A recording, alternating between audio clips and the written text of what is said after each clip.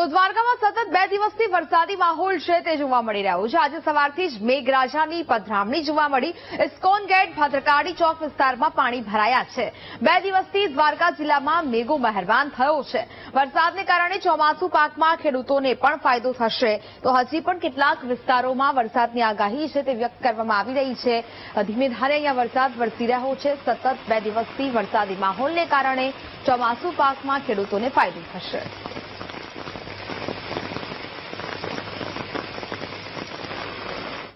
દેવભૂમિ દ્વારકાના કલ્યાણપુરમાં જળબંબાકારની સ્થિતિ જોવા મળી। કલ્યાણપુરના ગ્રામ્ય વિસ્તારોમાં ભારે વરસાદ વરસ્યો। સતત બીજા દિવસે કલ્યાણપુરમાં મુશળધાર વરસાદ વરસ્યો। નીચાણવાળા વિસ્તારોમાં વરસાદી પાણી ભરાઈ ગયા છે। ગ્રામ્ય વિસ્તારોમાં જળબંબાકારની સ્થિતિ જોવા મળી રહી છે, જેને કારણે અહીંયા લોકોને પણ મુશ્કેલી થઈ રહી છે। સતત બીજા દિવસે આ મુશળધાર વરસાદ છે તે વરસી રહ્યો છે। અનેક જગ્યાએ પાણી ભરાયા હોય તેવા દ્રશ્યો જોવા મળ્યા। રોડ રસ્તાઓ પાણીમાં ગરકાવ થયા છે। જ્યાં નજર કરો ત્યાં માત્ર પાણીના દ્રશ્યો જોવા મળી રહ્યા છે। અનેક ગ્રામ્ય વિસ્તારોમાં આ પ્રકારની સ્થિતિ છે તે જોવા મળી રહી છે। વરસાદી પાણીથી અનેક ગામ છે તે બેટમાં ફેરવાયા છે।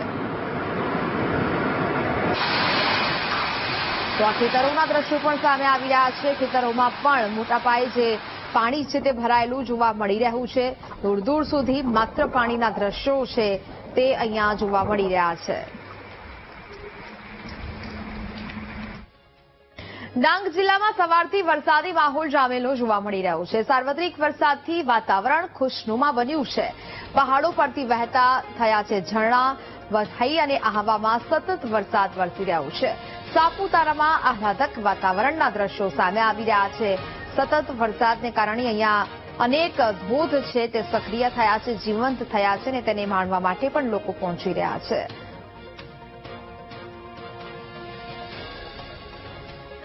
બનાસકાંઠાના પાલનપુરમાં ભારે વરસાદથી રસ્તા ધોવાયા છે। તંત્રએ માત્ર માટી નાખીને સંતોષ માનતા લોકોમાં રોષ જોવા મળી રહ્યો છે। સતત 3 વર્ષથી ચોમાસામાં કોઝવેનું ધોવાણ થાય છે।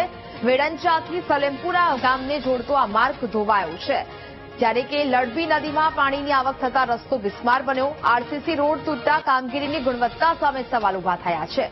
કોઝવે માર્ગમાં કન્વર્ટ બોક્સ મૂકી યોગ્ય કામગીરી થાય તેવી માંગ કરી છે। સુરેન્દ્રનગર ચુડા ડાયવર્ઝનમાં ભારે વરસાદથી ધોવાણ થયું છે। પાણીમાં ગરકાવ થયેલા ડાયવર્ઝનમાંથી પસાર થવા લોકો મજબૂર બન્યા છે। ભારે વરસાદથી વસ્તડી ડાયવર્ઝનમાં ધોવાણ થયું છે। આસપાસના 40થી વધુ ગામના લોકોને હાલાકી પડી રહી છે। 3 વર્ષથી તૂટેલા પુલની નહિવત કામગીરીને લીધે લોકો પરેશાન બન્યા। તંત્રની કામગીરી સામે ફરી એક વખત સવાલ ઉઠી રહ્યા છે।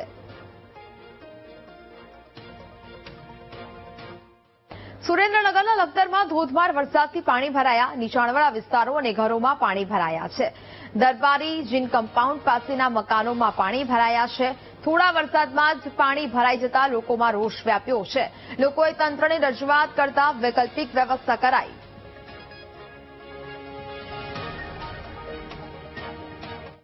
પછી અમે બધી જગ્યાએ અરજી આપી, મામલતદારને આપી, ટીડીઓને આપી અને સરપંચે આવી ગયા, બધા આવી ગયા, પણ તોય છતાં હજુ આનો કોઈ નિકાલ આવ્યો નથી। અને અત્યારે બધાના ઘરમાં પાણી કરી ગયું, બરોબર, અને બધાના એમ કે માલ સામાન આ તે બધું પલળી ગયું। 2-2.5 ઇંચ વરસાદમાં જો આટલું થઈ શકતું હોય તો પછી 8-10 ઇંચ વરસાદ થાય તો શું થાય ઘરને? આ શું બધા ઘરો પડી જાય। ધોધમાર વરસાદથી રાજકોટ જિલ્લાનો વેણુ 2 ડેમ ઓવરફ્લો થયો છે। ગદેથડ ગામ પાસે આવેલ વેણુ 2 ડેમ ઓવરફ્લો થયો।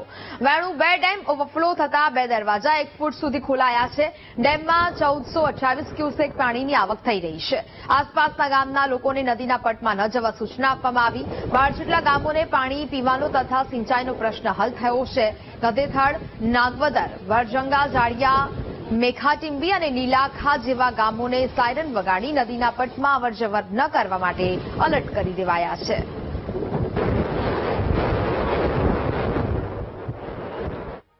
પાલનપુરમાં વરસેલો વરસાદ લોકો માટે આફત બન્યો છે। અમદાવાદ હાઈવે પરની સોસાયટીઓમાં વરસાદી પાણી હજુ પણ નથી ઓસર્યા। સોસાયટીઓમાં ભરાયેલા પાણીથી રહીશો ભારે હાલાકી વેઠી રહ્યા છે।